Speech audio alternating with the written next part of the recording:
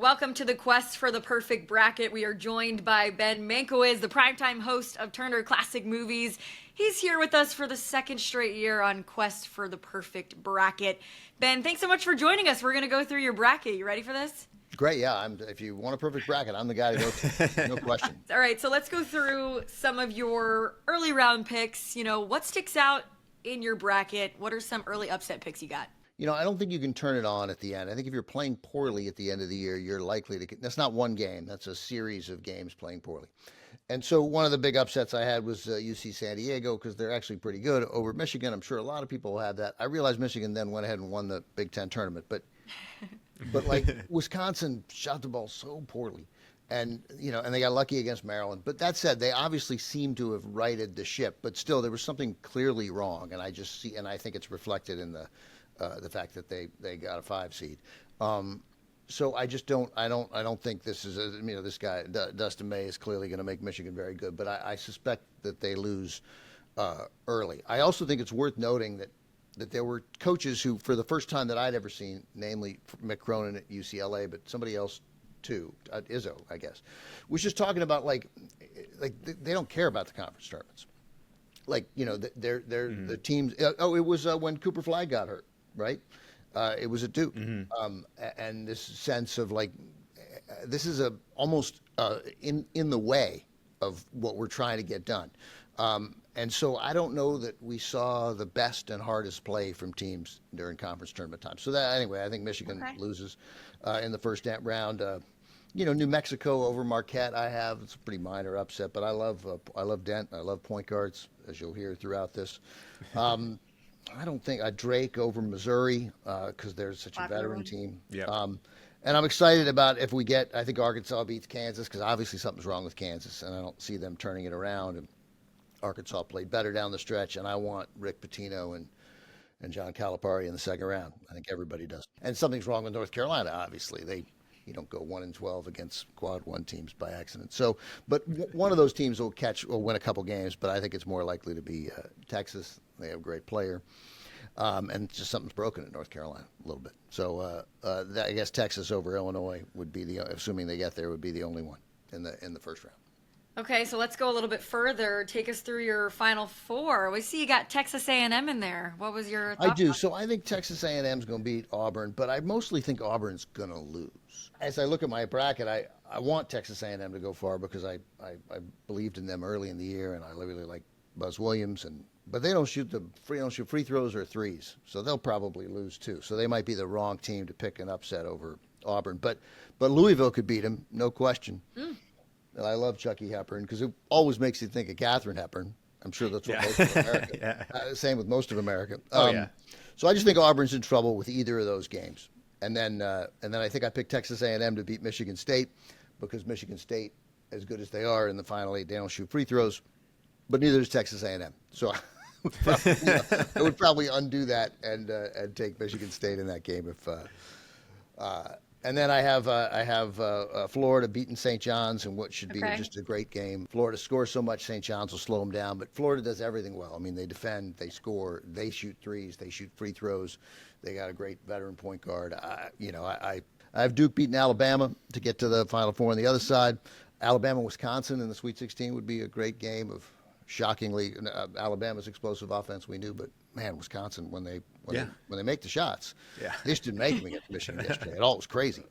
And then look, I'm a UCLA fan, and I think that defense can win it, and the Bruins can shoot well, and I definitely think that I don't know whether subliminally Mick Cronin sent a message to that team that he didn't really want them to play 3 days and then fly back to LA and then fly back to the Midwest. So, and I think it's a great bracket for UCLA. I think they lucked out because they can beat Utah State. They can also lose the game. And Tennessee, again, going to play a game in the low numbers.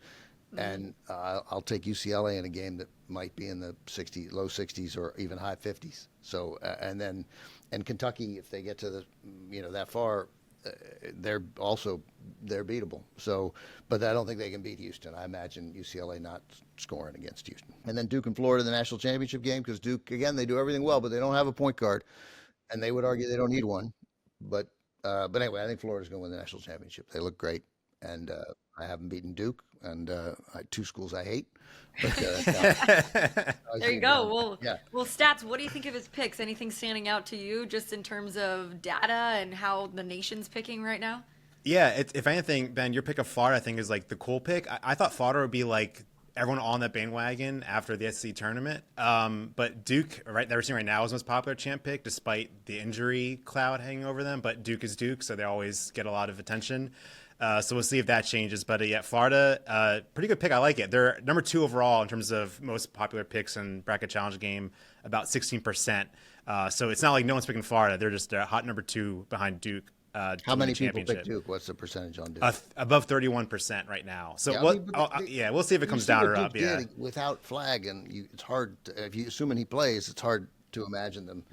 They look great. Yeah, I mean, they won without him. I'm granted things get a little different in the tournament, but it's not like they were, struggling to win or lose these games. But about the A&M thing, I think the cool thing about that is you mentioned how you want to have your bracket hardly any upsets. I think a lot of people are making running the same kind of issues you have, where a lot of 1s and 2s are going very far in a lot of people's brackets.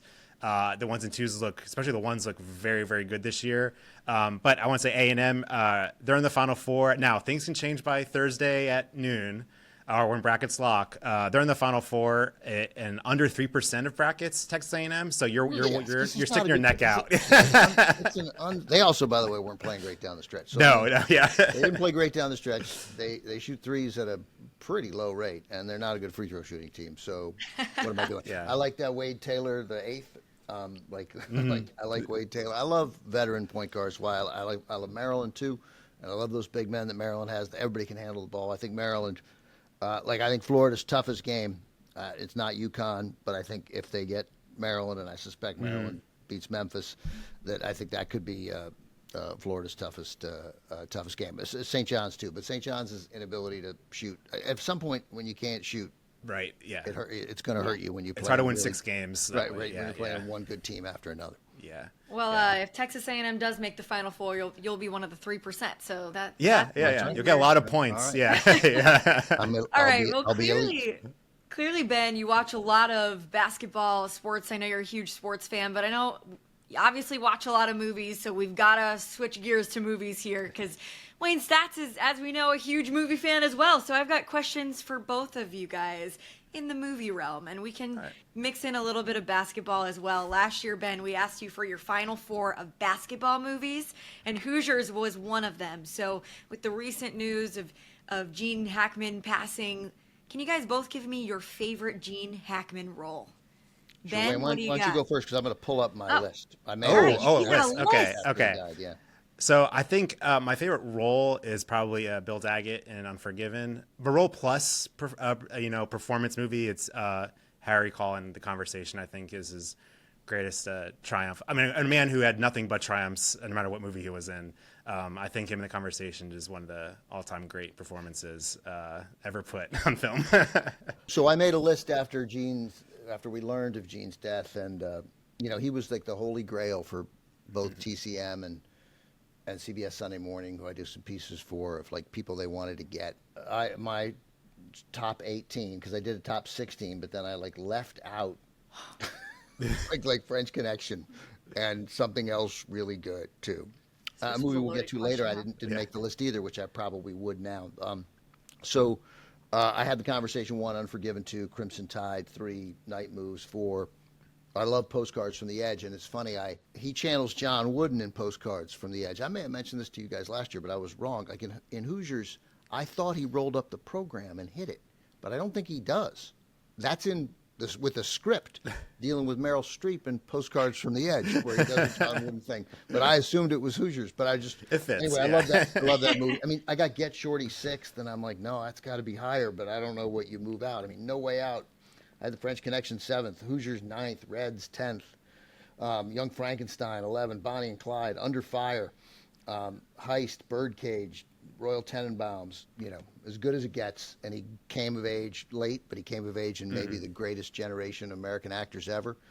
And I just think he's as good as anybody else. He doesn't take a second seat to Pacino or Hoffman or Duvall or Nicholson, any of the great actors of that generation or today's. Wow, should have known that was going to be such a loaded question for you. Yeah, There, that's right. It's, Yeah. probably hard to narrow down to favorite one ever, but we'll look to this Oh yeah. past So year. but I mean, I agree. I mean, either one, Little Bill and Yeah, but then I like a movie. Well, you're going to ask me about a movie that I saw this year yeah. that I hadn't seen, so I'm going to Yeah. save that one because it comes. Well, up. let's do it. A movie you saw this past year that maybe was new for you or you hadn't seen in a really long time. I was gonna ask like what your Oscar winner was of last year if you could give out the I award. didn't see enough of the new movies. Yeah. I really liked Juror Number Two. It was super flawed, and I liked it too. It was great. incredibly biased by the fact that Clint Eastwood made the movie at all. Yeah. So I'm like, well, I'm telling you right now, I'm going to like this. I liked September the 5th because it was a movie about TV and the Olympics and and international relations, but that wasn't quite as good as I thought it was going to be either. But I liked it. I did like it, and I like grown-up movies. But I think I only saw 2 of the Oscar nominees. I'll see them. I think I'll see them all by the time we're done. But I didn't see Yep. enough of them to give a good That's- answer. I watched too many old movies. Yeah, there you go. Yeah, I watched mostly old movies, but I try to find time for some of the new ones. I love The Brutalist from last year. Speaking of one that's hard to find time for, definitely The Yeah, Brutalist. definitely. And that's definitely Yeah. been part of the. I can't wait to see the Soderbergh movie Black Bag, which I know Yeah, just came to yeah. theaters this past weekend. Yeah, and I also loved I saw the TV Glow, which is Say that great. again? I saw the TV Glow. Oh, I didn't see But it. Jane Schoenbrunn, great, Yeah. great Right, director. great. But in terms of like old movies that I caught for the first time, it was at the festival last year at TCM. Westward the Woman, I really loved. Oh, that was great, yeah. Great Wellman movie with a lot of great, strong female characters. So that was kind of great discovery for me. And The Gunfighter. See, it's funny. I like to say Western's not my favorite, and here I am naming 2 Westerns as some of my favorite discoveries from last year. Okay, and now for the last one, it's kind of a hard one. Can you guys give me your best sequel ever? Like the bet, and it doesn't. I guess it has to be better than the original, right? Or just the best sequel. What do you guys think? Stats, you want to start? Yeah, so I have a couple. Then I have one that's more of like a personal like thing I want to like give my support for. So I love Star Trek: Wrath of Khan. I think that's a great Star Trek sequel. Recently, I also Because love the first one was so flawed. Yeah, Right, that's part Yeah, of it. of course. The first Yeah. one was super, like it was Yeah. a terrible relaunch of the franchise, and then Wrath of Khan was really good, and you're like, Yeah. oh, okay, we got it. and- They yeah. fixed it. We're back. Yeah. And if the second one they're talking about getting older, I was like, I did not expect this to be kind of the kind of how the story's going to go. So just great discovery for that one, and it's that out of context Khan scream is kind of a meme, but in the movie it's very powerful and heartbreaking. Totally. It's a really good movie, and that's the one that kicked off Star Trek as a worthy motion picture series. Definitely, yeah. And I also love Batman Returns. Is a great one. Sure. Good one. Yeah. But my personal one that I want, that's maybe not my favorite, but I think it just back when you could do weird stuff is a Curse of the Cat People. It's a sequel and name only. That's Right. Totally. I takes was away gonna say, it's a from sequel to Cat People, yeah but it doesn't even count. yeah. It's very unexpected. It's about childhood and and loss. It's not a horror movie, so I can't imagine people who went to see the Cat People sequel ready to be scared with looming shadows, seeing that and being, what was that? And it's directed by Robert Wise, who a man who could do pretty much any genre, maybe ever. So yeah, just kind of a cool shout out. Maybe not my favorite one, but just one that it's so unexpected when I watched it first. I'm like, what is this? This is not Cat People. Well, first of all, the best sequel ever is obviously The Godfather Part 2. Like it's sort of a pointless conversation to have. But because The Godfather was a perfect movie, and then the sequel was, oh my God, this might be better, right? Yeah. And in between, Francis Ford Coppola made The Conversation. Yep. So I mean, it's like a 3-year Crazy. run of movies. You're like, what's happening here, right? You can't that is as good as it gets for a filmmaker. My wife and I watched The Hunger Games, and I was reminded how much I liked The Hunger Games, and then I was I love reminded it. how much I liked the second one even better. Even Yeah. though the first one was outstanding. I Agreed. know they all have names, but I don't remember. Catching Fire. Catching That's Fire. Catching Fire. Yeah. We're at the 45th anniversary of probably the most important sequel ever made. Because Star Wars, which was not my thing when I was a 10-year-old boy in 1977, I was a Smokey and the Bandit kid. But Star Wars changed the business and changed the landscape and made these, and the expectations were so high for Empire Strikes Back.